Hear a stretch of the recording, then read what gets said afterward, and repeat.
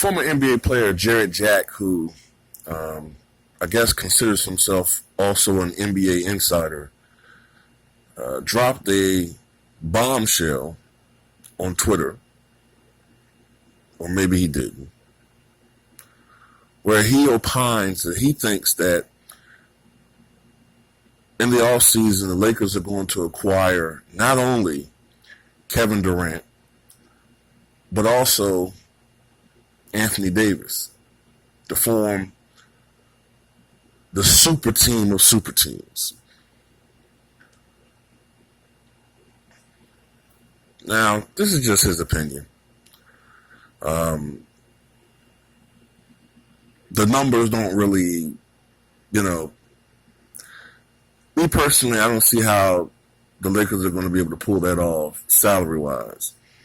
I can see maybe one max deal with Durant, but how are you going to do? How are you going to appease Anthony Davis? How are you going to be able to sign him? You're going to have to give up a lot, just to be able to sign him to maybe a 1 year deal or something. I'm trying to. I don't see how the Lakers going to be able to do it. But Jarrett Jack is a former NBA player, so he would be privy to information that you and I would not know about. I do believe that Kevin Durant will not be returning to the Golden State Warriors after this season. I think that he probably was already leaning toward that toward the beginning of the season. I think that the incident that happened between him and Draymond Green just solidified it. Apparently, there's been grumblings from several players of the organization, talking about Golden State, who are tired of Kevin Durant. And I think that the Warriors use Kevin Durant, the powers to be with the organization, that being, of course, Draymond Green, Stephen Curry, and Klay Thompson and company, used him to get 2 easy rings, all right? The last 2 NBA finals have been 2 of the most uncompetitive finals that I've ever seen in my life. Even when Houston swept Orlando back in '95, even then, you can make the argument that, let me see, the first game, second game, you can make the argument that, 3 of those 4 games were the first one was competitive. It came down to the wire. The second one, I think, was competitive too. I think 3 out of the 4 games were competitive. Even the 4th game was competitive until maybe late in the 3rd, and then Houston kind of ran away with it, if I remember something correctly. You guys can correct me if I'm wrong. But the last few finals have been very uncompetitive, man. I mean, LeBron, I know I say things about him, man, but he's been going up against a Goliath with the Warriors. 2016, they were already a great team, 73-9. What they did in their finals was miraculous. I had faith that Cleveland could come back. When they were down 3-1, I didn't give up on them. I had predicted that I thought Cleveland was going to win that series, and everyone else thought it was over. I had my doubts. I'm not going to sit there and say that, I thought, damn, I don't know why everybody's thinking this, because I know they're going to come back. I had doubts. But I thought that Cleveland was capable of beating that team. And they were able to do that. But with Kevin Durant added to the formula for Golden State, it's a near impossibility to beat them, man. But I don't think that Kevin Durant's going to return that team. And my personal opinion is, right now, I think that Kevin Durant has 2 legitimate options. Well, really 3. I hear the rumors about New York. I don't understand why he would want to play there. True, his presence alone would elevate that club to playoff caliber, but it would be no guarantee that him playing with that team would be a championship caliber team. I think his most likely destination, in my opinion, is the Los Angeles Lakers. If I had to be a betting man this early, this far off from free agency, I think that Kevin Durant's probably going to join the Lakers. The other club I'm looking at is potentially Oklahoma, but I don't know whether or not they have the cap room to sign a player of his caliber. I don't think they have the money. Because I think that Kevin Durant is looking for a max deal this time. No more putting, holding money on the table, withholding money on the table to help an organization out, or these 1 or 2 year deals. I think he's looking for a long-term max deal, and at age 30, or he's damn near close to 30, I think he'll be over 30 by free agency. He knows that his years of being seen by some as the best player in the NBA, or at least top two, it's not going to be forever. So he wants a max deal. He wants that financial stability, and I think that his ultimate destination, I think, will be the Lakers. I don't know about Anthony Davis.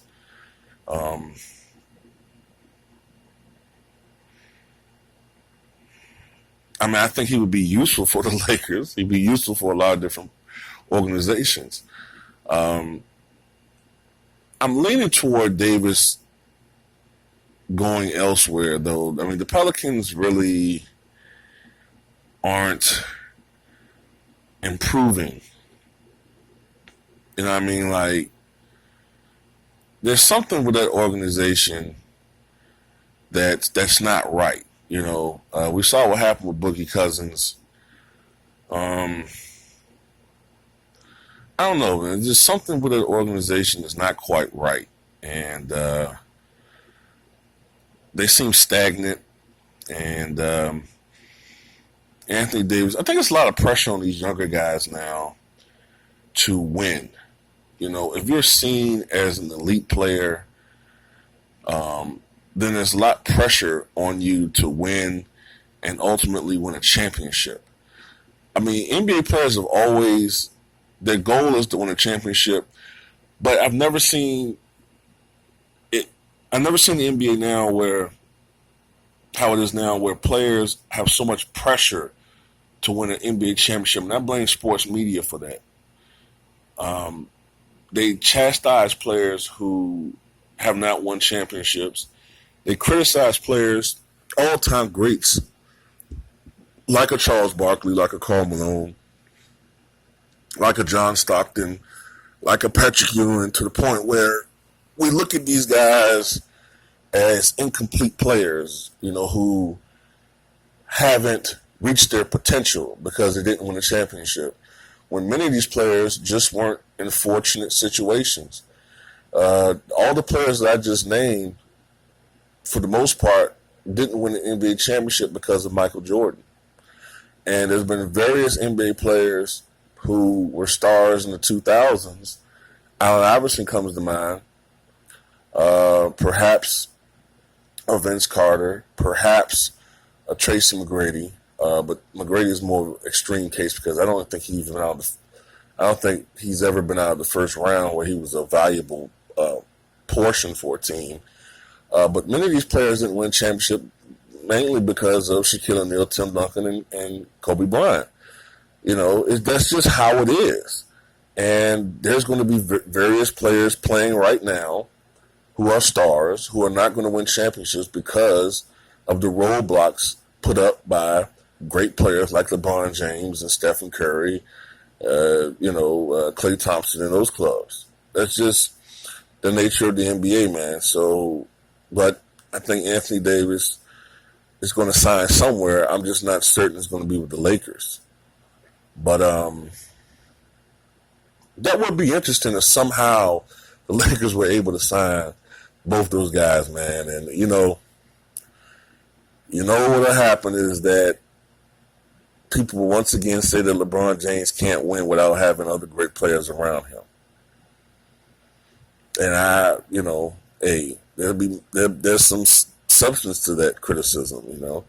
Whenever he's won a championship, he's always had a Kyrie Irving, a Kevin Love, two potential Hall of Fame caliber players. I don't know about Kevin Love, but I think he's Hall of Fame material. Or, earlier, Dwayne Wade, Ray Allen, both going to be in the Hall of Fame. And, this situation, if this was to occur, it'll be Kevin Durant and Anthony Davis, which would be the strongest, if that were to verify, if what Jared Jack's saying is true, if this was to verify, this would be the strongest team he would ever play on. So you can't sit there and say he didn't have help if they weren't able to do it. Like, you couldn't say that, and shit, by the time they start playing, I'm just saying, I'm not saying it's going to happen, but in this situation, you would even have to question whether LeBron James is the best player on the team anymore. Because by next year, he'll be 34 going on 35. LeBron James is slowing down. Very slowly, but he's slowing down as a basketball player. Yeah, I know he put up 44 points the other night, but shit, Jordan was still scoring 45, 47, 49 in games the last year of the Bulls. But if you saw him in his prime from 1987 to 92 or 93, you could clearly see that he wasn't the same player physically that he was years before. Case in point, 97-98 season, only 34 of the 82 games in that year did Michael Jordan shoot 50% or higher, whereas in 1991-92 season, in 49 of the 82 games, he shot 50% or better, and 90-91, the first championship year, in a whopping 59 out of the 82 games, Michael Jordan shot 50% or better. So he was devolving into a perimeter-oriented volume shot jacker. But a little bit of that had to do with the way teams played him now. They weren't giving Jordan the lanes to drive and penetrate like they did when he was earlier. And I do think that there was a bigger emphasis on defense in the late 90s than any other era in basketball. Case in point, if you look at league averages, or the total league field goal percentage had dropped from 49% in the 80s down to 47% in the early 90s, and then it dropped all the way down to 45% by the 98 season, and in 99 it was down to 43%. And that was attributed to really I think some of it was the top teams of the late 90s being older: Houston, Chicago, Utah, Indiana. As you know, players get older, they become a little bit less efficient. But a lot of that had to do with the emphasis on defense. It's a copycat league. The NBA is a copycat league. And I did remember a lot of teams had a lot of defensive stoppers. And it was like an emphasis, like I said, on defense. And a lot of teams that once were up and down teams transitioned to half court set offenses, and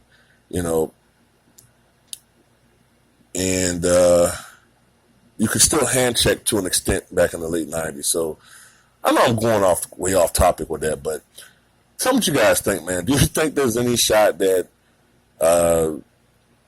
LeBron could be playing with a super team next year?